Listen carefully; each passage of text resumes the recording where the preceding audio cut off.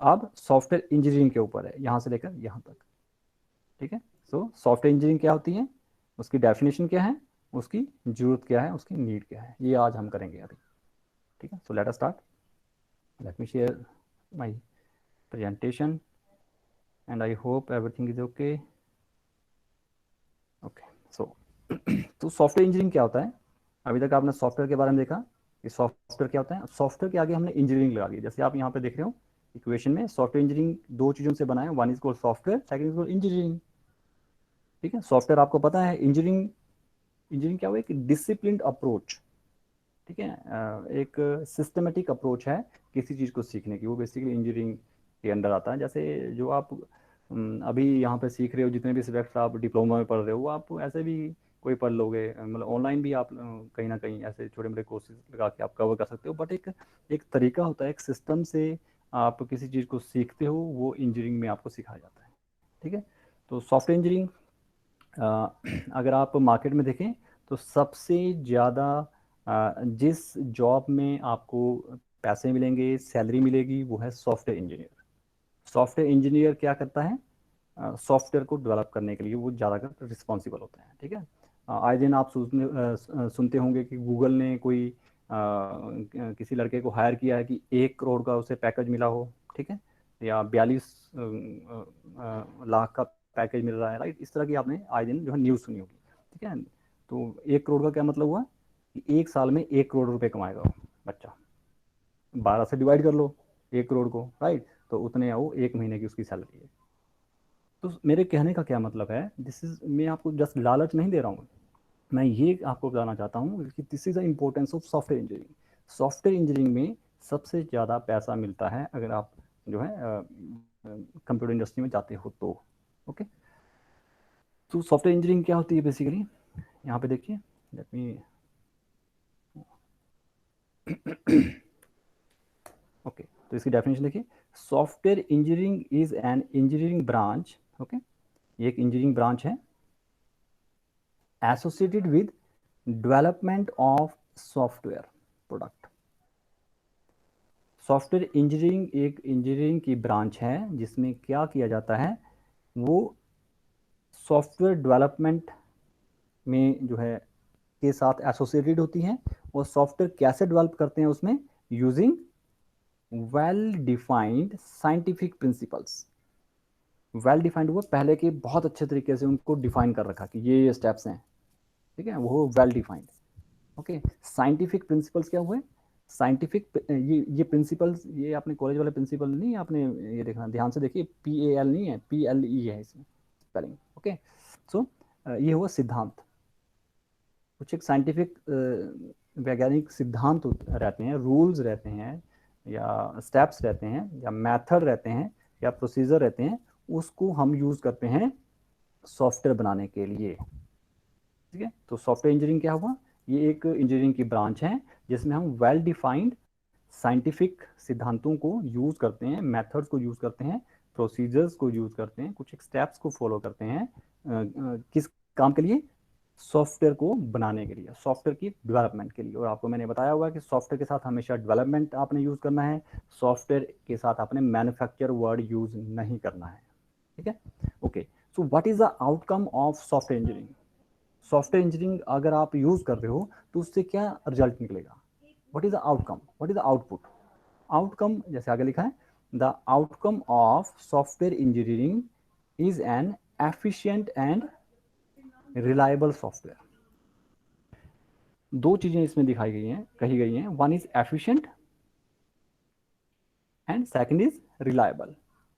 Efficient क्या हुआ कि उसकी एफिशिएंसी बहुत अच्छी है, बहुत अच्छे से आप वो काम कर रहा है।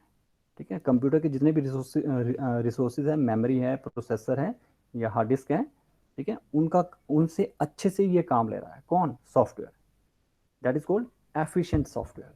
दूसरा है रिलायबल सॉफ्टवेयर। रिलायबल सॉफ्टवेयर का मतलब है कि उस पर आप विश्वास कर सकते हैं, वो एकदम से फेल नहीं होता है, वो स्टेबल है, वो मार्केट में काफ़ी सालों से है। ठीक है, तो ये हैं दो चीज़ें। तो आउटकम सॉफ्टवेयर इंजीनियरिंग की क्या होगी कि एक ऐसा सॉफ्टवेयर प्रोडक्ट होगा जो कि एफिशिएंट है और जो कि रिलायबल है, दो चीज़ें। ठीक है, आगे मैंने आपको बता दिया है software engineering is a word comprises of software and engineering. ठीक है, इस तरह से आप लिख के वहाँ पे बता सकते हो, एक इक्वेशन से शो कर सकते हो। And software engineering basically an emerging approach to develop software, software को डेवलप करने की एक एमर्जिंग अप्रोच है। Okay, next is what is the need of software engineering, क्यों हम सॉफ्टवेयर इंजीनियरिंग को यूज़ करें भाई। ठीक है, आप तो घर बैठे भी अपने स्मार्टफोन पे छोटे मोटे प्रोग्राम आपने बना लिए थे, टॉय सॉफ्टवेयर आपने बना लिए थे, आप सॉफ्टवेयर इंजीनियरिंग की जरूरत क्यों है।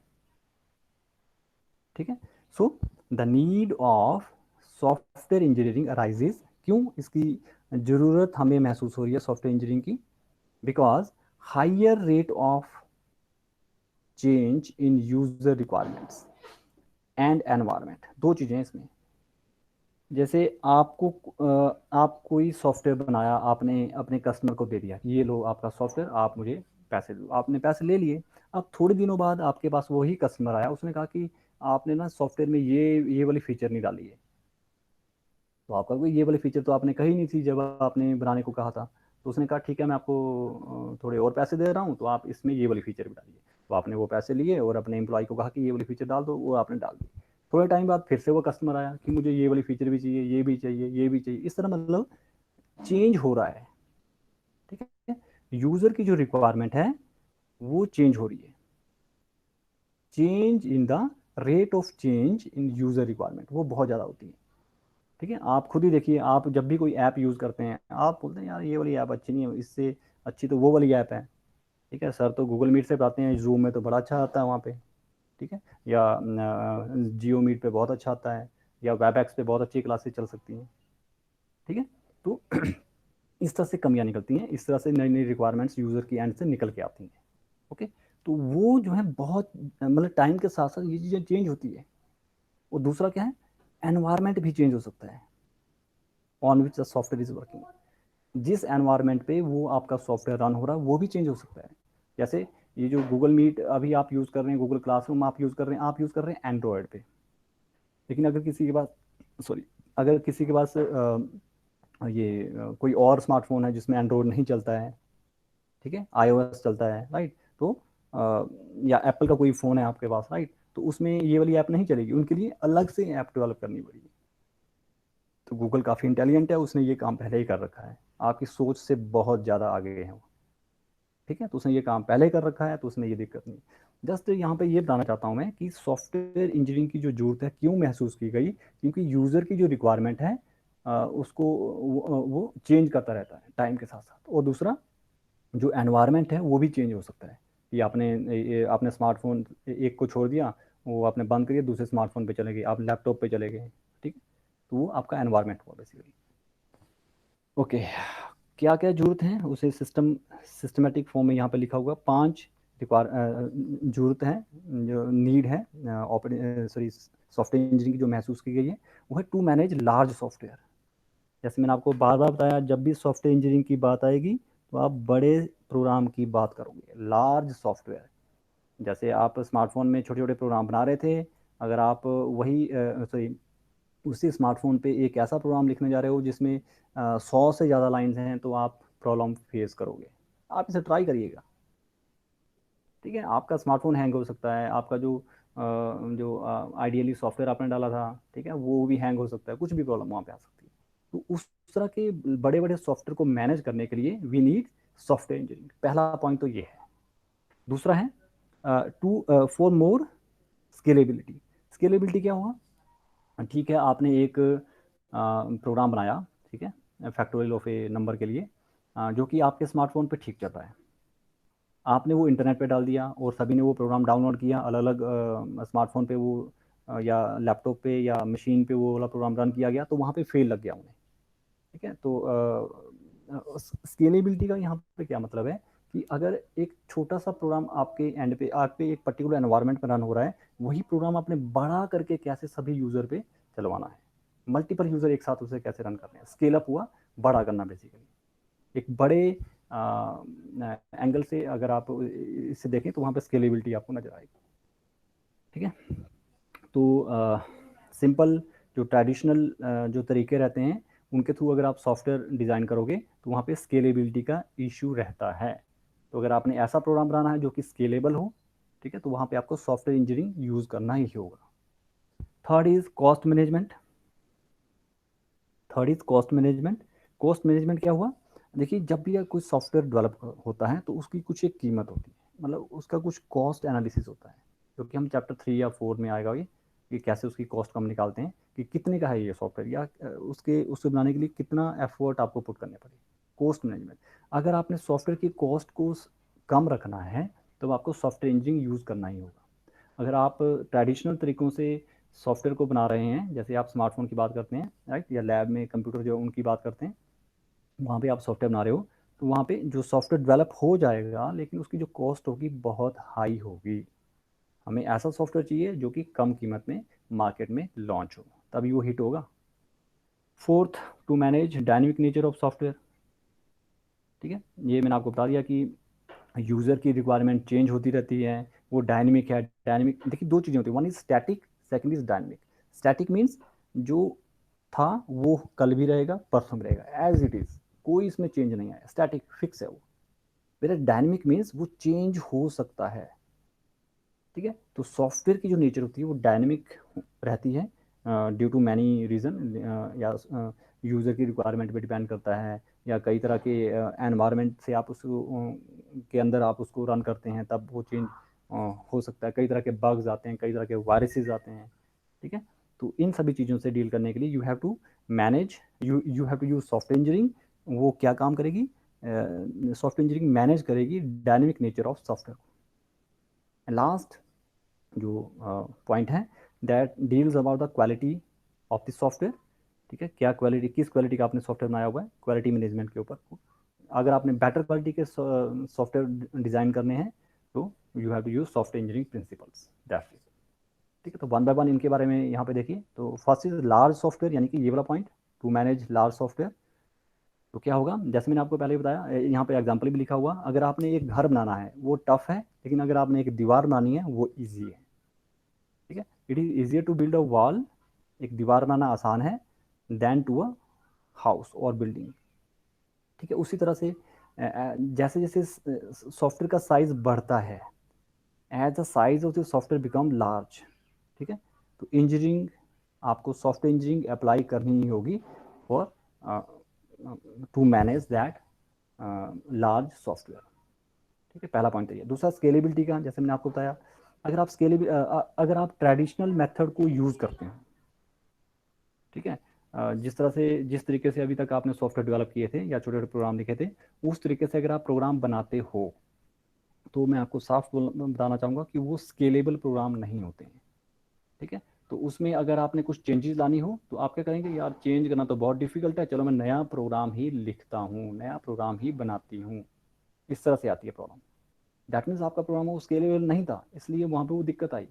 मान लीजिए आपने कोई सॉफ्टवेयर बनाया, ठीक है, और कल दिन को यूज़र ने कहा कि ये इसमें ना ये वाली फीचर भी आप डालिए, कोई नई फीचर इसमें डालिए, मान लीजिए। ठीक है, तो आप लगते हैं बनाने, वो नहीं बनती आपसे, वो प्रॉब्लम आ रही है उसमें, तो आप कहेंगे नहीं, आप, मैं ऐसा करता हूँ ना, मैं शुरू से इस प्रोग्राम को बनाना शुरू करता हूँ।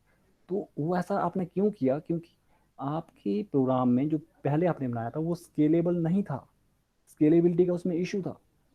तो वही यहाँ पे लिखा गया है, if the software process were not based on scientific and engineering concept. इसका कहने का क्या मतलब है, अगर आपने सॉफ्टवेयर बनाया हुआ है साइंटिफिक और इंजीनियरिंग कॉन्सेप्ट को यूज ना करते हुए, तो अगर आपने नई चीज़ कोई ऐड करनी हो तो उसे रिक्रिएट करना ईजी होता है then to scale an existing one. पहले के बने हुए सॉफ्टवेयर को स्केल करना इट इज़ डिफ़िकल्ट, जबकि उसको रिक्रिएट करना, शुरू से बनाना, वो ईजी होता है। ठीक है, तो आपने ऐसे सॉफ्टवेयर नहीं बनाने, आपने कैसे बनाने, जिसमें स्केलेबिलिटी हो, जिसमें आप एग्जिस्टिंग सॉफ्टवेयर को स्केल कर सकते हो। ठीक है, तो आपने नाम सुना होगा ऑर्कुट। जैसे अभी आप फेसबुक यूज़ करते हैं, उससे पहले था ऑर्कुट, ORKUT। ठीक है, 2005 6 7 8 की बात है शायद ये। तो उस कंपनी के फेल होने के क्या कारण रहे हैं? बहुत सारे रहे हैं। उनमें से एक था कि वो स्केलेबल नहीं था। लेकिन जब आप फेसबुक की बात करते हैं, उसमें सारी फीचर्स हैं, उसमें कॉल भी कर सकते हैं आप, मैसेज भी कर सकते हैं आप, ठीक है, मैसेज के रिप्लाई भी कर सकते हैं आप, ठीक है, लाइव भी हो सकते हैं। तो वो स्केलेबल सॉफ्टवेयर उन्होंने बनाया हुआ है। ठीक है, स्केलेबल सर्विस है उनकी। लेकिन ऑर्कुट स्केलेबिलिटी में का उसमें ऑर्कुट में स्केलेबिलिटी का एक इशू था, इसलिए वो फेल हो गया। ठीक है, इस तरह से सॉफ्टवेयर फेल होते हैं। Third is cost, the price of the computer and, हाँ देखिए, कॉस्ट की जब हम बात करते हैं दो चीज़ें आती हैं, वन इज हार्डवेयर की कॉस्ट, सेकेंड इज सॉफ्टवेयर की कॉस्ट। जब हम हार्डवेयर की कॉस्ट की बात करते हैं तो हमेशा याद रखिए वो हमेशा गिर रही है। जो स्मार्टफोन आज आपको 20,000 का मिल रहा है, वही स्मार्टफोन आपको 1 या 2 साल बाद 15,000 तक मिल जाएगा। गिर रही है प्राइस, हमेशा याद रखिए। अगर लेटेस्ट से लेटेस्ट अगर आप स्मार्टफोन खरीदेंगे वो महंगा होगा, लेकिन उसी स्मार्टफोन को आप 1 या 2 साल के बाद खरीदोगे वो नेचुरली वो सस्ता होगा। क्यों? क्योंकि price of the computer and electronic hardware are decreasing day by day. ठीक है, लेकिन जब हम सॉफ्टवेयर की बात करते हैं वो हाई हो रही है, but the cost of the software remains high, वो हाई ही रह रही है। क्यों? If proper process is not adapted, वो अगर आप प्रॉपर प्रोसेस प्रॉपर तरीके से सॉफ्टवेयर को डेवलप नहीं कर रहे हैं तो आपके सॉफ्टवेयर की कीमत बहुत ज़्यादा होने वाली है, वो हाई ही रहेगी। तो कैसे आप अपने सॉफ्टवेयर की कीमत को कॉस्ट को कम करें? Using software engineering, using software engineering. 3 हो गए। चौथा है डायनेमिक नेचर। इसमें देखिए क्या है, the always growing and adapting nature of software hugely depends upon the environment in which user works। जैसे मैंने आपको पहले भी बताया कि जो आपका सॉफ्टवेयर है वो काफ़ी ज़्यादा डिपेंड करता है कि उस सॉफ्टवेयर की को आपने कहाँ पे रन किया हुआ है। क्या आपने विंडोज़ पे रन किया, क्या आपने लाइनक्स पे रन किया, क्या आपने स्मार्टफोन पे रन किया है, स्मार्टफोन में भी एंड्रॉयड वाला या फिर एप्पल की सीरीज़ वाला।